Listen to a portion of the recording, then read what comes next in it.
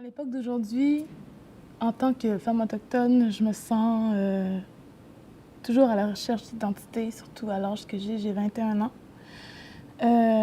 J'essaye de définir c'est quoi être femme, tout d'abord.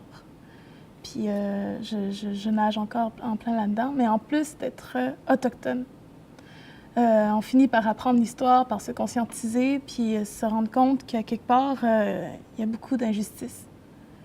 De l'injustice qu'il faut dénoncer, puis une identité à refaire là-dedans. Puis lier les deux, c'est comme recevoir une mission par ta naissance. T'es née femme, puis t'es née autochtone, c'est à toi de faire le chemin après.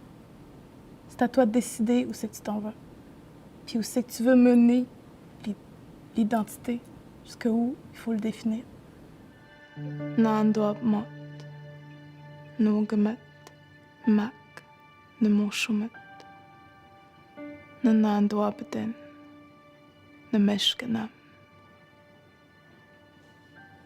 J'ai perdu ma grand-mère maternelle, j'avais 10 ans. Je me suis ouverte à la spiritualité. Je pouvais lui parler au milieu de la nuit alors que j'espérais qu'elle revienne, elle, celle que j'aimais par-dessus tout. Mon rêve, c'était d'être comme elle. À 20 ans, mon grand-père paternel partait aussi à son tour. Il avait vécu 5 ans en espérant tous les jours un jour revoir le visage de sa femme, de celle qu'il avait accompagnée toute sa vie jusque dans le fin fond des bois, au creux de la terre, dans les bras des forêts, des ours.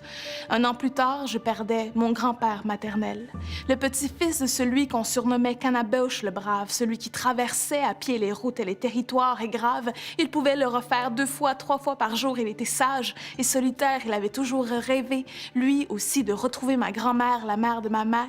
Il était si amoureux d'elle. À 21 ans, je n'avais plus de grands-parents.